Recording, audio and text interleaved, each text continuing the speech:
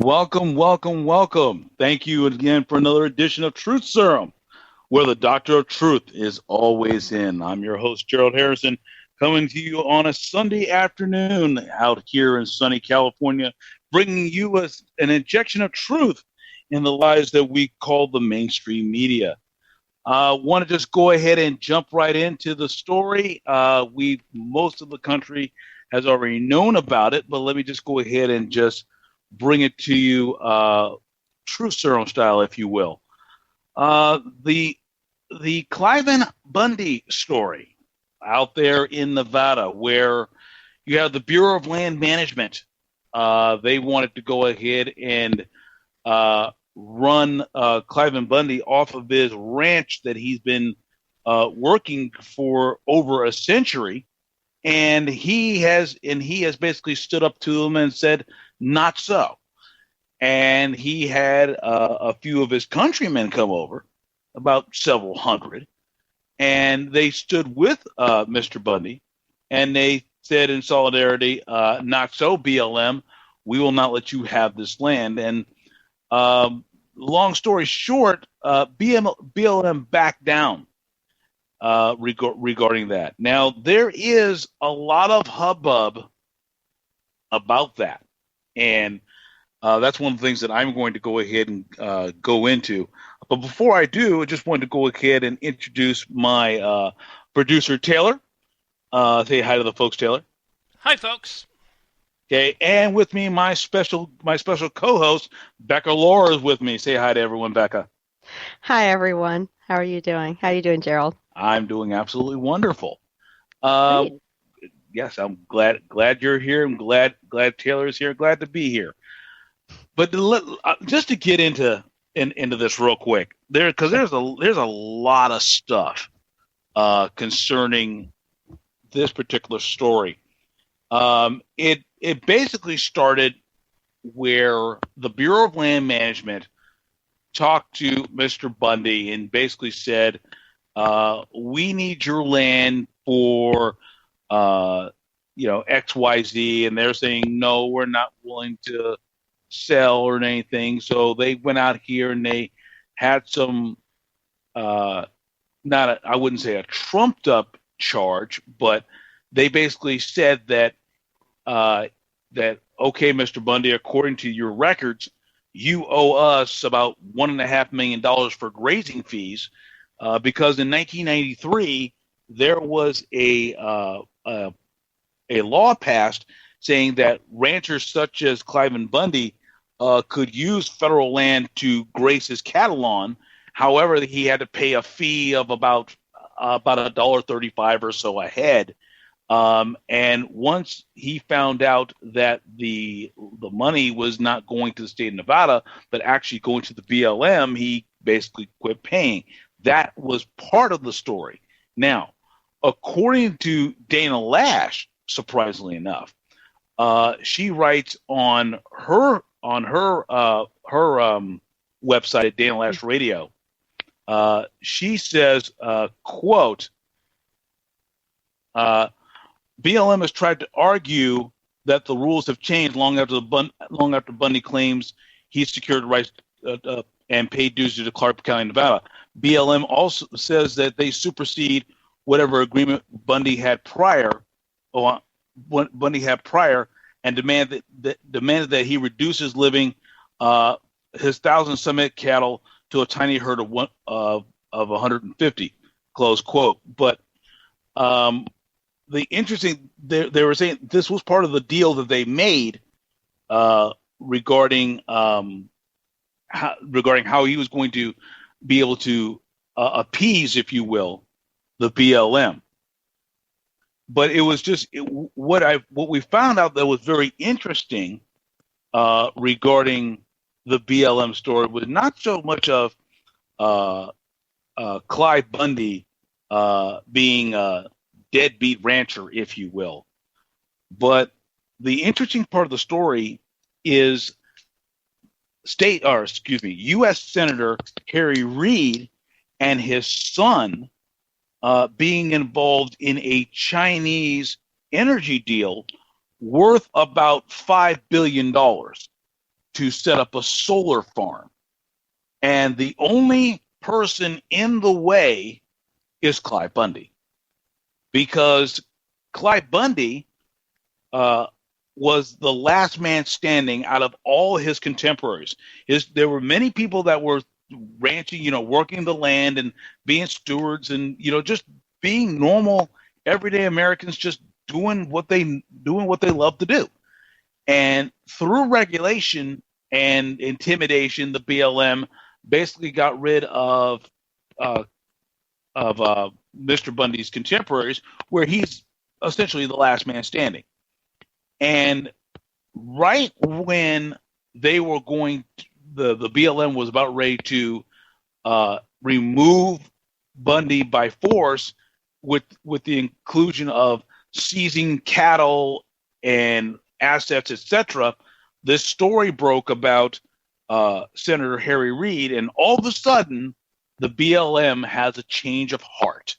They decided they didn't want to go out here and hurt the patriots that were standing in solidarity with Mr. Bundy, and they wanted to make sure that everyone basically had a safe journey home, if you will. So it's one of those things where I smell a rat, to put it bluntly. I don't believe that the BLM has become all that benevolent when they had snipers and SWAT teams in place. That's a question I had to ask you, Taylor. Why would somebody from the Department of the Interior need a SWAT team complete with snipers? You're asking the wrong person. I couldn't tell you. It's just, the same question could be asked about, what happened down here in the 1990s with Waco and David Koresh. And, exactly. That's a great correlation. Yeah. It is. It is a great correlation, and I'm glad you brought that up. Because it's just very interesting that even though it was a different organization, the ATF, that dealt with the Branch Davidians, it's still the same thing. Where why do you have this metric ton reach of government power over something that is simple as just saying, "Hey guys, we want you to leave"? Why do you need that type of overreach? Now, if you haven't heard of it, the Department of Education has a SWAT team. Right. Mm-hmm. Yeah. The Department of please explain to me, what are you going to happen? You're going to have somebody rappel in tactical gear and crash through a window because Johnny couldn't figure out an algebra equation? Really? Why does the Department of Education need a SWAT team? Why does the Bureau of Land Management need a sniper team?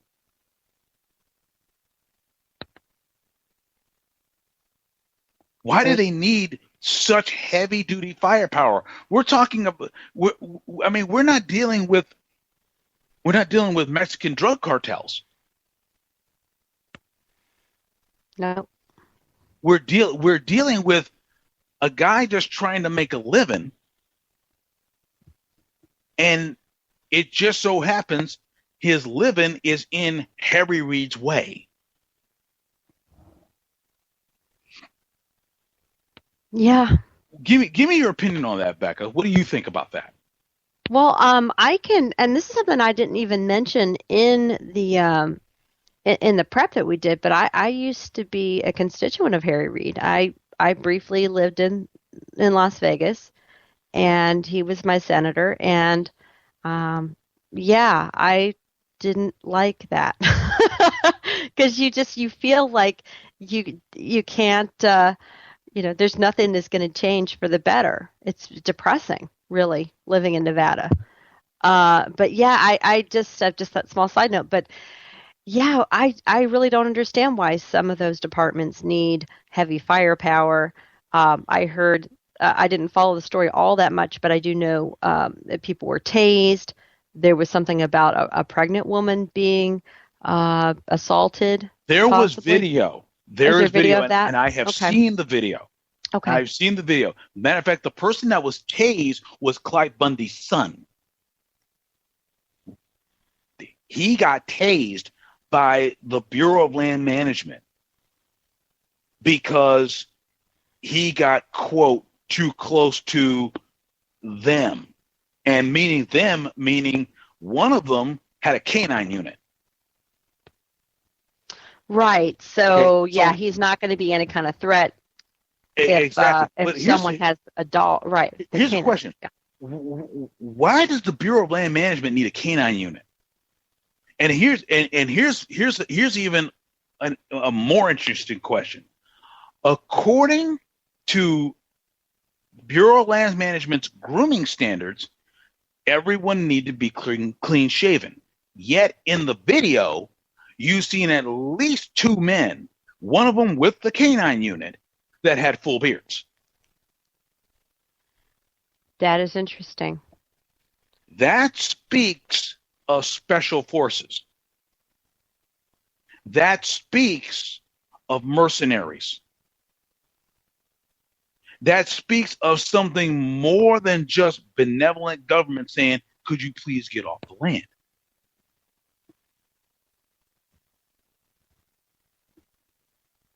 This is what we're dealing with, ladies and gentlemen. We're dealing with far worse than an overreaching government that's just saying, well, we just don't like the way you live. We want you to be in these little pods in like a futuristic Logan's Run. No, this is worse than this. What were you going to say, Taylor? I'm sorry, Taylor. Were you saying something? Yeah, my only concern about the Chinese solar farm Mm-hmm. and where it's located, and saying, okay, it's going to be here, it's going to be here. My only concern for that has to be who first reported it. I'm sorry? It has to be who first reported it,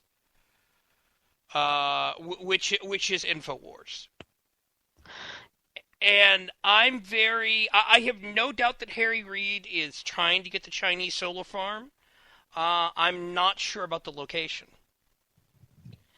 And InfoWars, they do, they will get, and again, this is just my opinion. I'm only speaking for myself. I'm not speaking for work. I'm not speaking for parents, sisters, coworkers, Liz, my cat.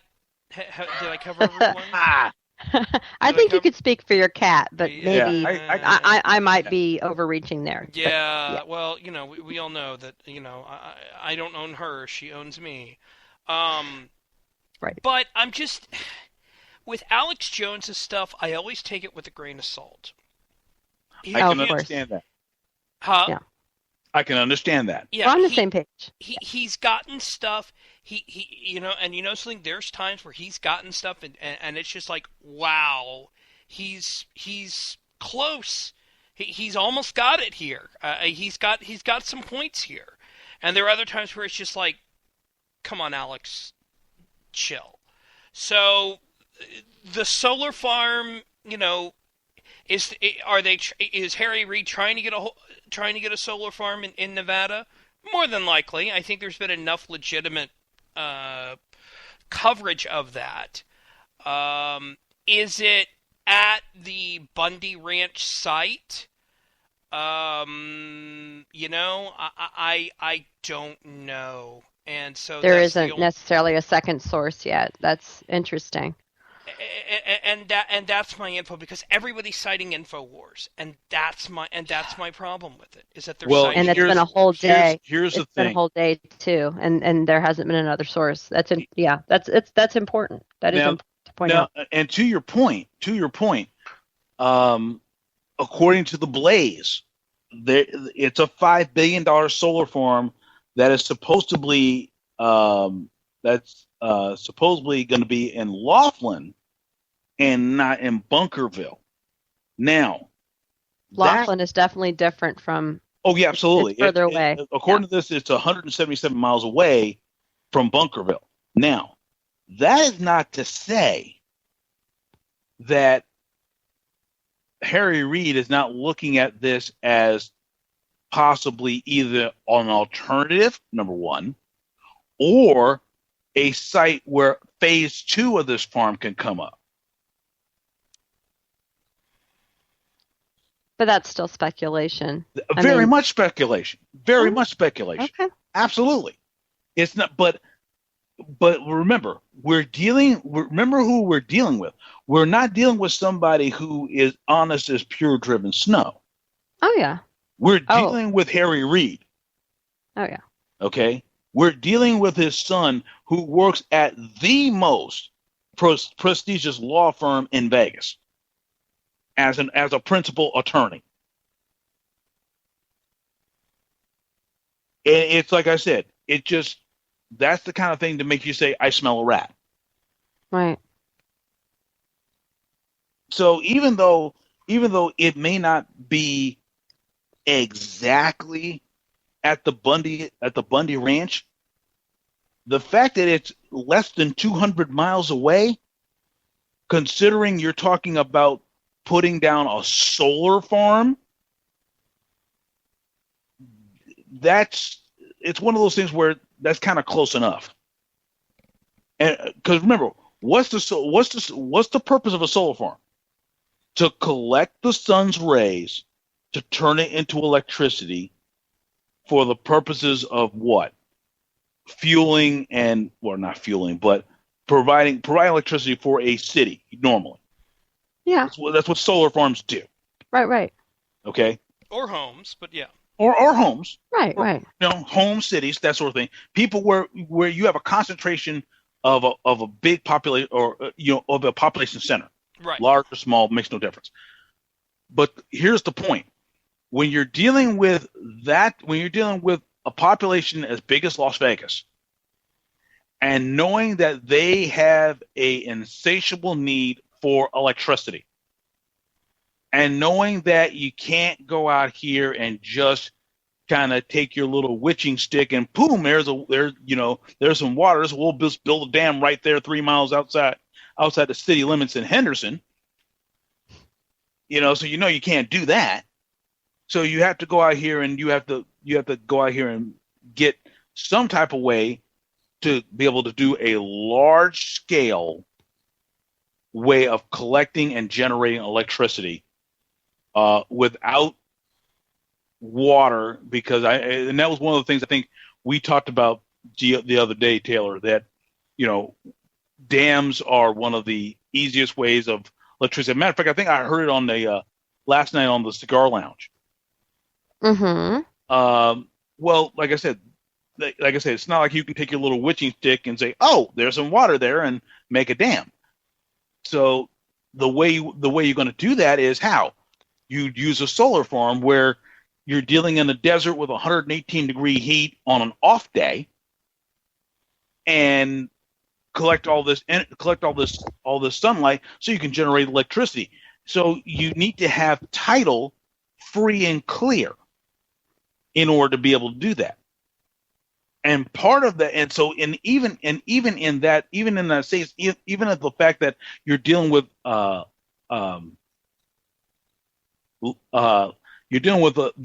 principal site being in Laughlin, a secondary site less than 200 miles away is like I said, it's not far fetched. It really isn't. Yeah. So yeah, you're right. So I'm looking. So that's why I'm kind of looking at it and saying, yeah, it sounds almost kind of conspiracy theorist, and it'll kind of go into my last point regarding this story, and then we can go ahead and move on. One of the things that I found kind of interesting over the last 3 months or so, since the beginning of the year, we all know about the story about the Connecticut State Trooper, Lieutenant Vance, and all that, what he's doing, and basically how the state is basically going completely draconian and want everyone to register their firearms so at a later date they can confiscate them. Well, you start to ask yourself these kind of questions, and like I said, forgive me for being a little tinfoil hat Alex Jonesy for a minute, but I'm going to go ahead and do this anyway. It's my show, and I can do what I want. Connecticut, well, every state in the union has a nickname. For example, California, where I'm from, is known as the Golden State. Nevada is known as the Silver State. Connecticut is known as what? The Constitution State. Now, what does that have to do with Clive Bundy? Very simple. Clive Bundy lives in Bunkerville, Nevada. Sounds a whole lot like Bunker Hill, Nevada. What I'm suggesting is there may be in the not too distant future some type of a all-out assault on our Constitution and completely change America as we know it. And the reason why I would say that is because if you go back to 2001, why would they launch the attack on September 11? Because of the numbers that it represents. What do we call for an emergency? 911.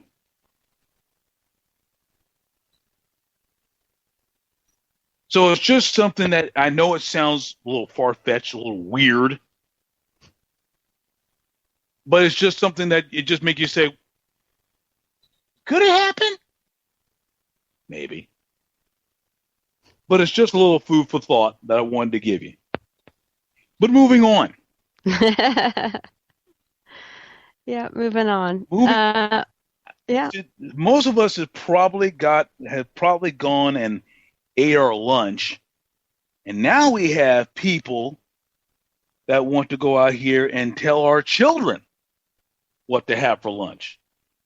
You know anything about that, Becca? I do. I know a little bit about that. This last week, I started as an editor at an independentjournalreview.com, and one of our neighborhood newspaper. That neighborhood newspaper, and I love when you say that. And one of our stories this weekend was by Justin Charters, one of our newer writers, and the headline is Michelle Obama's Smart Snacks ban on all junk food in public schools soon to go into effect. And what it says is the kids are not even going to be able to go to a vending machine if they have a little store, for the students to buy rulers or, things like that, or the little thing of Doritos. They're not going to be able to do that. It's like the next part of her food regimen, I guess, for our America's children. And I just thought it was um, just amazing. It's just moving forward, and also he points out in the piece about how hypocritical the Obamas are. It links to one of the other stories we have about how they are not very hidden about their own dietary uh, you know what they eat. They don't exactly sit and eat sticks of celery and carrots.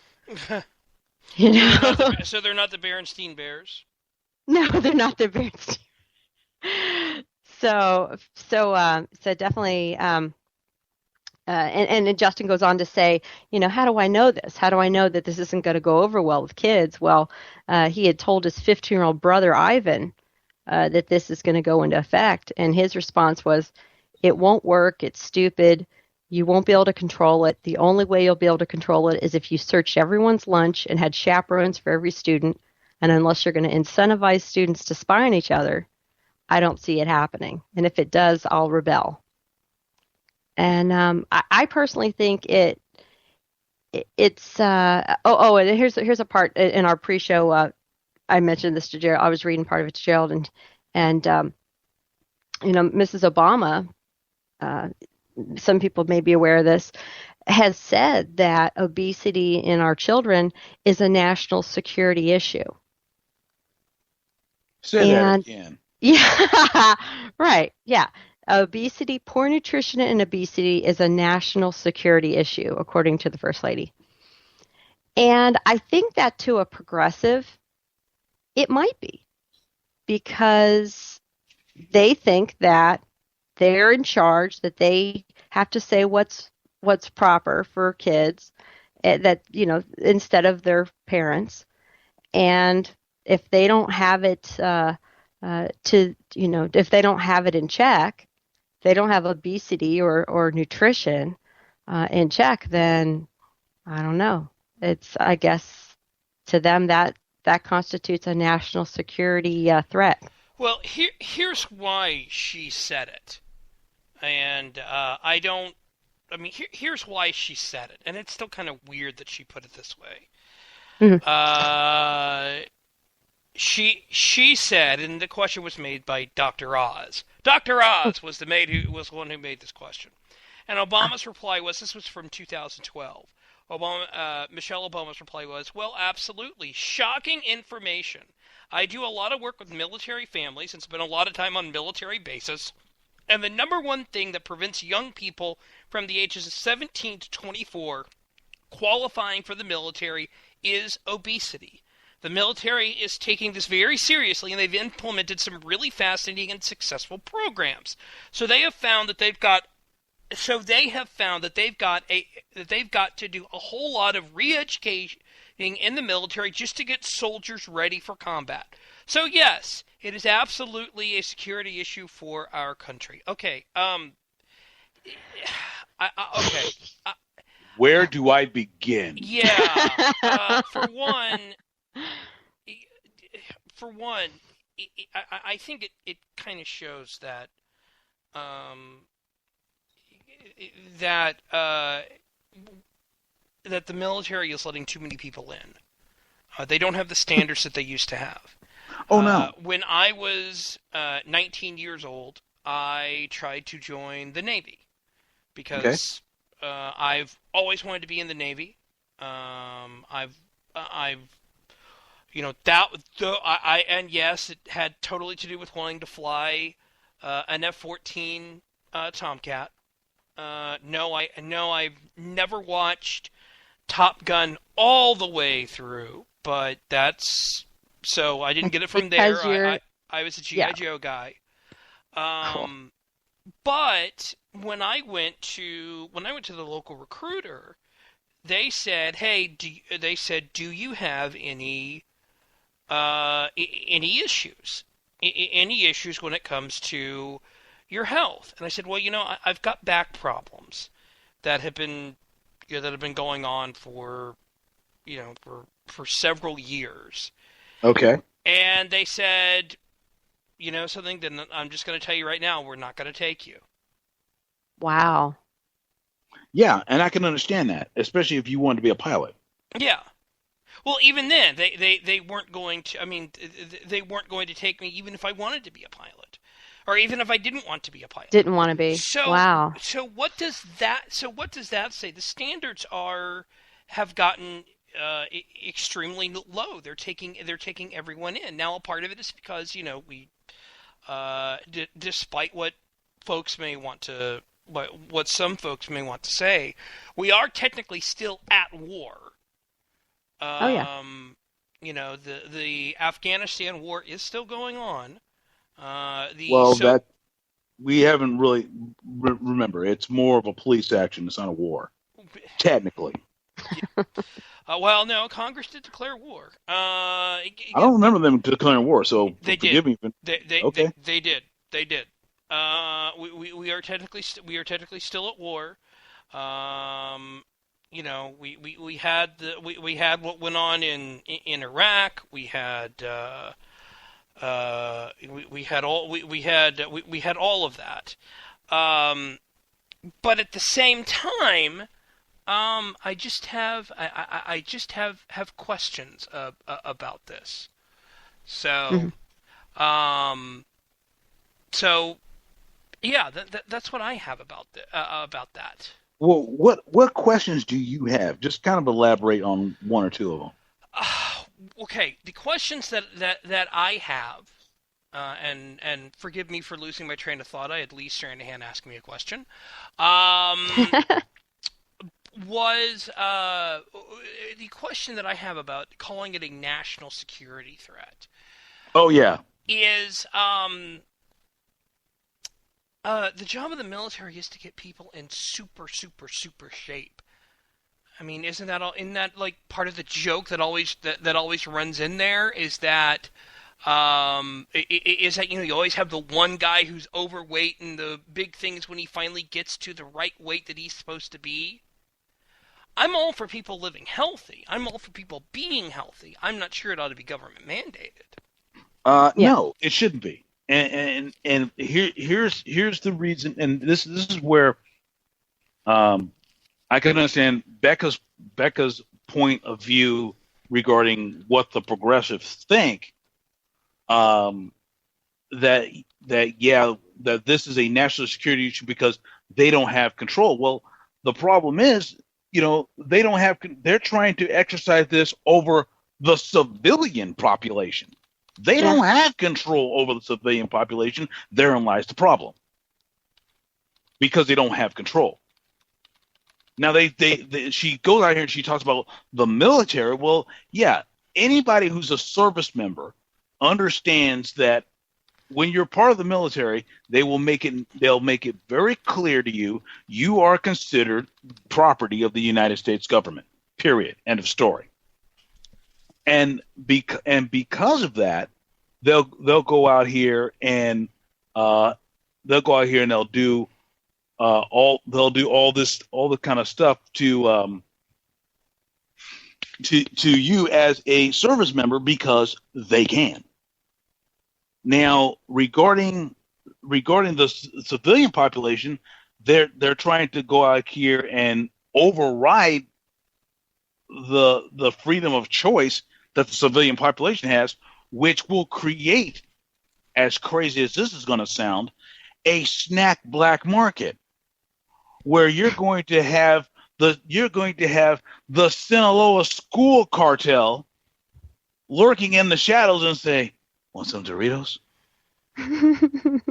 How soon until we have a teacher arrested not for a legitimate issue like having sex with a student, but for providing snacks to a student? It's going to happen. That's a great question. I want to mention this before we bring Lee on. There's actually some breaking news, and it kind of relates to what he's going to be talking about in a way. Unfortunately, there is a shooting in Kansas City. Shootings at Jewish centers in Kansas City leave 3 dead, and this guy. I've seen a couple different things on Twitter. I'm just going to say what I'm seeing in USA Today, because Sure. you see a lot of things on Twitter. At least 3 people were killed, 1 injured Sunday when a shooter opened fire on a Jewish community center and retirement home in suburban Kansas City.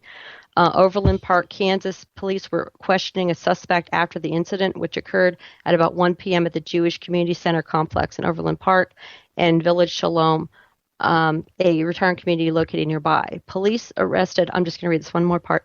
Police arrested a suspect at an elementary school in the area. The suspect reportedly yelled out "Heil Hitler" as he was led away by police.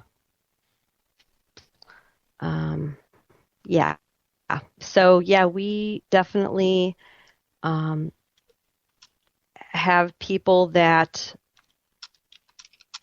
kill because they disagree with religion.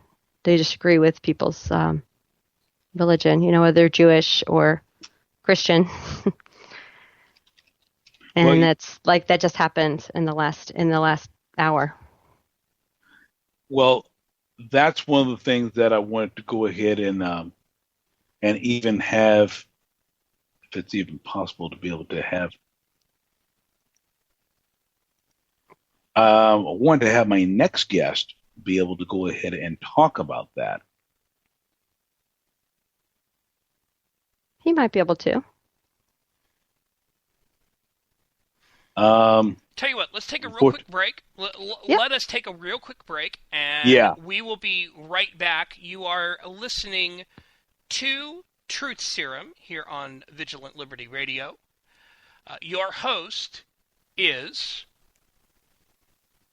Gerald Harrison, giving you the injection of truth in a sea of lies that we call the mainstream media. Your special guest co-host is Becca Lower. And Becca your Lower. producer is Taylor. So we'll be right back right after this.